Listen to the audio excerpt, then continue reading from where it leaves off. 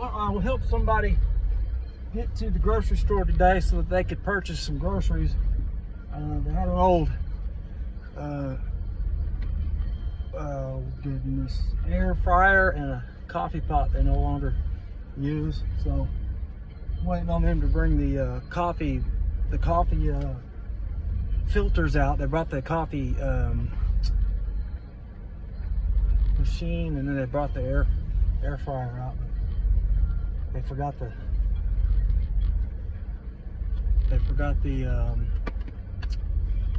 filter, so waiting on them to get back out here with the filters. And I want to go back over to the house. I got a few things to check on. Go see my therapist here in a little while. Here we go. Give me just a second.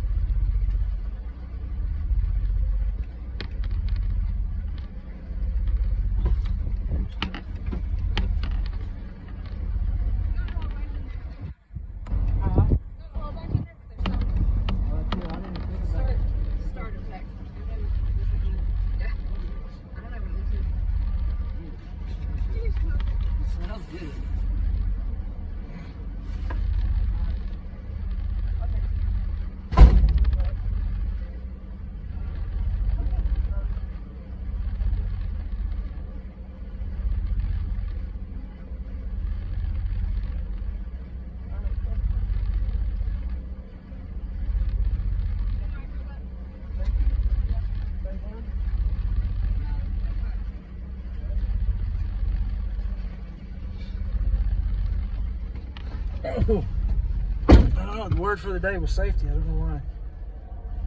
My hair, I've got to put rubber bands on the base because it's doing that Bob Marley thing where it just goes freaking wild. Yeah, but anyways, safety. I don't know. That's what she said. Remember, safety. Playing guessing games. Got another person over here might need some help with Dr. Trips. This is the purging center. There are folks that have come from homelessness and things like that. Trying to get a step in the right direction insofar as life is concerned. And some people just end up just living here, you know. Several of them are aged. So, you know, they'll probably live here till they die. But this is the purging, general purging boulevard. Sort of the Skid Row of this little area. I'll probably flip this camera around if I can figure out how to do it. Nope, can't do it. All right. But anyways, lots of tents out here. This particular area. But yeah, people need help sometime. Need to ride. Get their food stamps or whatever, or do some grocery shopping. Doctor's appointments. I got a guy that I was just checking on. He said he had a ride. I guess he's going to see the dentist, but he'll need a ride for other appointments in the future, and so we'll take care of those needs if we can. What else was I going to do? I gotta make some phone calls. I gotta check on OCAR, see where we're at on that application, see if it's been processed. It's the middle of the week. They said this week they was gonna do that, so I'm gonna check back with Amanda at OCAR, see if Up and Out Transitional Living has got their certification, if they put it in, whatever the procedures are for that. Then I got to make some more phone calls. The Cheyenne Arapaho tribe. I left a message with the one of the guys that's over a department that deals with recovery, and I haven't heard. His name was Barry. I haven't heard back from him, and that was I think it was Thursday. So this will be a week. I'm gonna call back over there, find out what we got insofar as one of the guys in our house gets a fixed income, but in our program, you got to get to classes and things like that. Well, because he's Cheyenne Arapaho, he should be able to get some services insofar as folks making sure that he gets to those meetings. And then of course Native folk in Oklahoma, they like to do a lot of their meetings with other Native folks. That word kind of switched gears. For a long time it was Indian. That's just how we said it growing up, is Indian. Some of the people in my family are card carriers, and where they would put the letter N, the letter D, and the letter N, like Indian. And then all of a sudden, I don't know, man, maybe in the past decade or so, some people have this, it's not Indian, because they think of like the Hindu people from India, but the word Indian was the word used, which just by definition is like saying indigenous.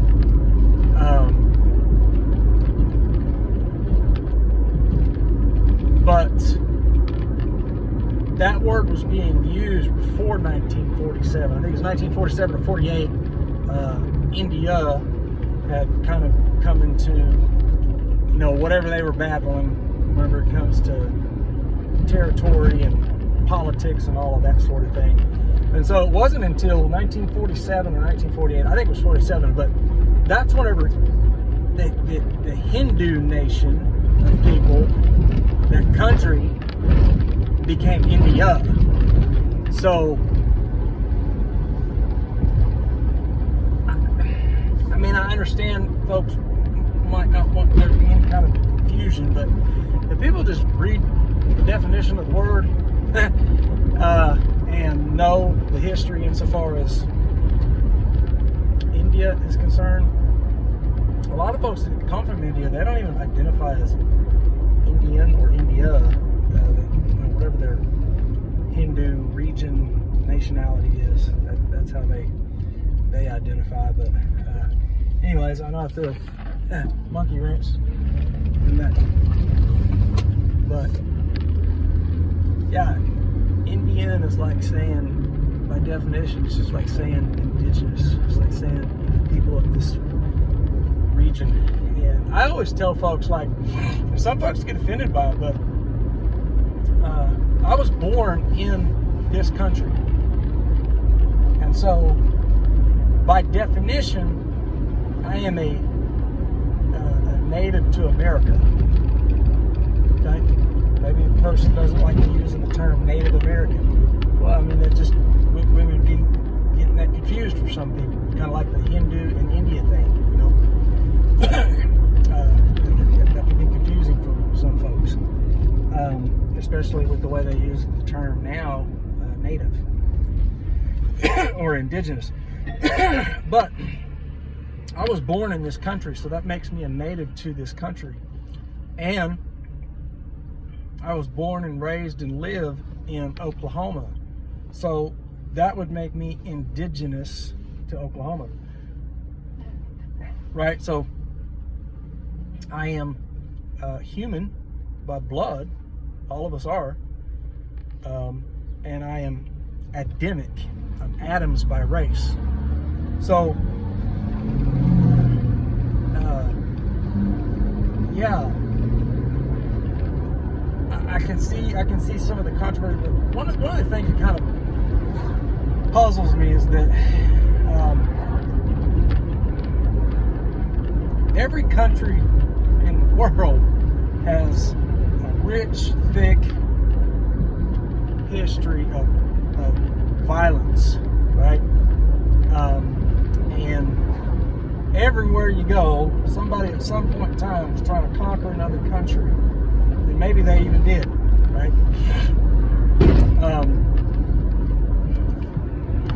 And so it's almost like,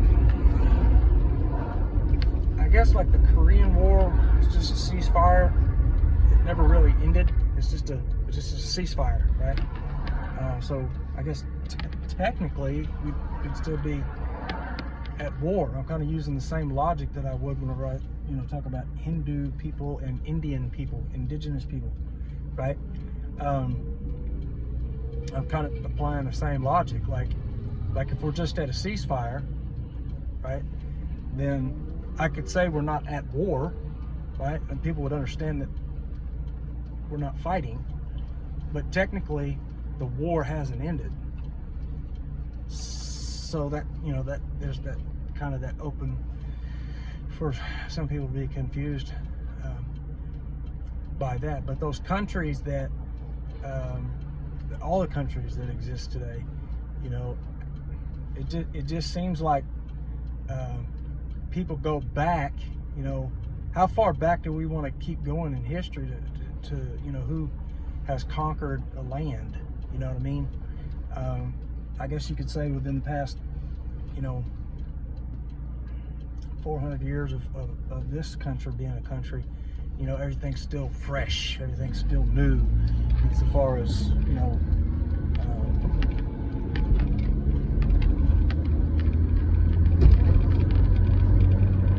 how this country became what it is.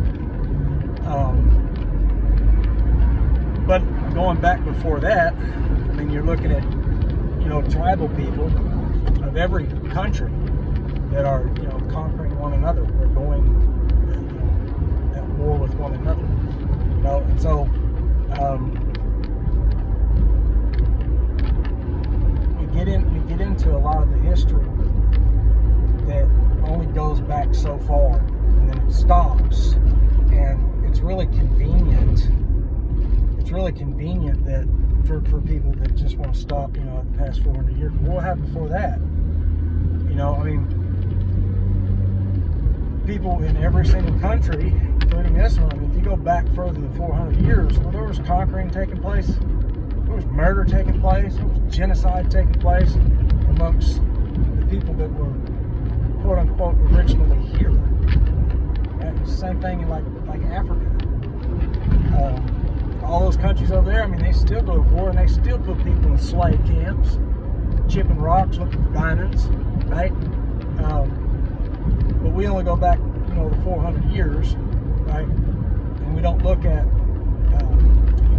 how people from that country were captured by people from that country and then traded. And I'm not supporting that by any means, but we conveniently go back so far and then we stop and we make a big deal out of it, and it keeps those war wounds, it keeps those political wounds. It doesn't cause death to the hatred, right? Some folks just don't want to do things this way, and they don't want to do things that way, and they don't think this person or that person should have, any kind of control or power or whatever. And go back 800 years, it's the same thing. It's the same thing. And insofar as people, kind of in this more political war now, it's not, the nation is trying to kill each other. We don't have the problems like, say in Africa. There's still things going on in Africa that are, they're devastating, man. Like, the things that people in Africa do to African people is it's devastating. Not any different with when you look at some of the the communist China. There was, golly, I can't remember how many years there were, but women were having to, if they had children, they were having to go into hiding because there was, it was a mandate. If you had a child and it was male, it was going to be killed because they were trying to exercise some, that they wanted to see if killing the first males actually did anything insofar as the population. Some people say it's population control, but China's a big country, and every human being on this planet can live in the state of Texas with 1,100 square feet to just themselves. So it might be population control insofar as just measuring, just to see what those numbers look like after you kill the first male of X amount of women, right? It's just a test. It's not even that's horrific. People are doing that right now. Those are indigenous Chinese people doing that to indigenous Chinese people. You know what I mean? And really, I don't have a dog in the fight. You know what I mean? Like, I was born in this country, and I was born in the state of Oklahoma. You know, I can keep tracing things back 400, 800. I can go all the way back to Adam and just see, what wounds look like, and how we carry a lot of emotional scars with us. And some of the stuff we were never even a part of it. You know, like some folks had conversations with in groups before, and one of the ladies was, you know, talking about how her mom was white, her dad was black, and she was pro-black, and one of those I think Hebrew Israelite,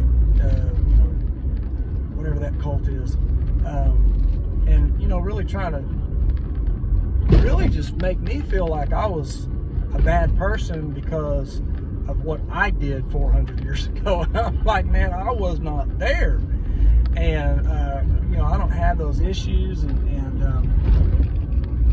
so anyways, it's very troubling. It's very challenging in that way. But the thing is she kind of put herself in a little bit of a jam whenever somebody had brought up how she was, or no, this is what they said.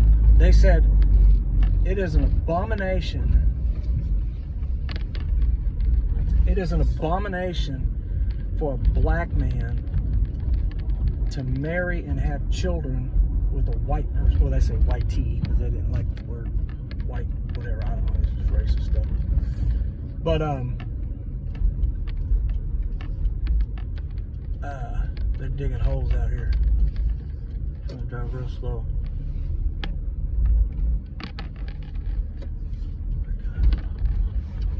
Those guys look scary. But this was her rebuttal. She was talking about how, you know, because she was, you know, into this pro-black thing, and you know, these guys were giving her hell about, you know, basically her dad being an abomination, and so essentially it was like they didn't really view her as being black. And you know, she had this campaign like she just had to go into a 20-minute spiel, and it was, you know, politically correct. I mean, it sounded right. You know what I mean? And she was talking about, I can't help that this is how I was born. And that's what I told her, you know, whenever they were talking about my situation, you know, not understanding this or not understanding that, whatever, because I'm white, and trying to put me into this group of you know, like I was the person responsible for, you know, a lot of the things that took place in this country 400 years ago. And her argument on her side was, you know, her dad made a decision that they disagree with, but it shouldn't exclude her from being a part of this, you know, pro-black Hebrew Israelite movement, because her dad, you know, married a white woman.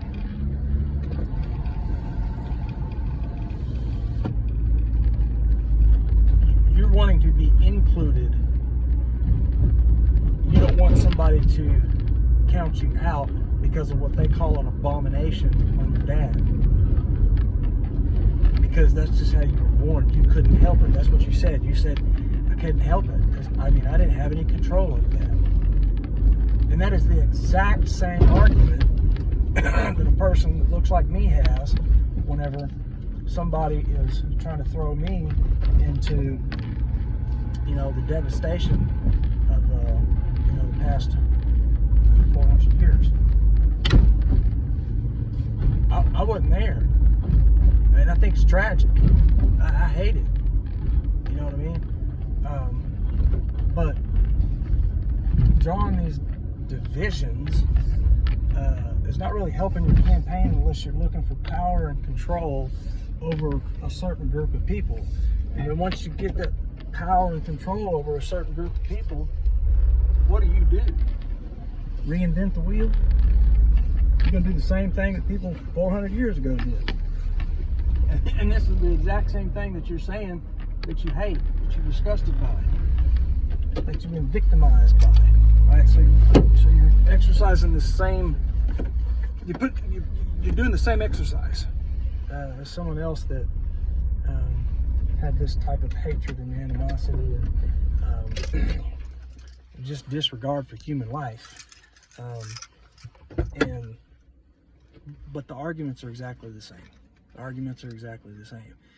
And if you're going to apply logic to you're not having anything to do with what happened in your being born the way you're born, right? Insofar as you know, your dad being an abomination because he's a black man that married a white woman and had half blood. You're trying to support pro-black and not be excluded, and telling these people that are basically disregarding you because you're half white, disregarding you. You're trying to tell those people that, you know, you couldn't help that. That's the same argument for folks that look like me. I can't help what happened. What happened, but I'm not in support of it. And if something like that were to take place today, I would be against it. You know, we talk about people that were beat up during, you know, the civil rights movements and things like that, and we never see how the folks that look like me that were in the civil rights movement, we don't see how they were beaten. We don't see how they were strung up. We don't see how they had body parts removed. We don't see how they were set on fire while they were alive, right? We don't show that part. We always talk about how we want history. Got to have that history. But we only have a one-sided bias indoctrination. We don't want to show all of it. You know, what would it do to people? How would they feel if they knew that people that look like me were actually out there fighting for humans to live freely, right? And people that look like me, you know, strung me up, set me on fire, and you know, cut parts of my body off. You know, how would we picture that? What would that focus look like then if that was just as prevalent to all the other history that we're trying to support for our campaign insofar as this one-sided bias indoctrination? Give all the information, because once a person has all of the information, that's what's called being taught. They're not being brainwashed to go down a one-sided bias indoctrination. They're getting all of the information, and then they can make an informed decision for themselves. That's called teaching. And you know, we don't want to talk about that. We always talk about what we don't want to talk about. We don't want to talk about the horrific things that happen to this group of people. Well, what about the horrific things that happen to the group of people that were trying to help that group of people that were, you know, being victimized? We just don't talk about it.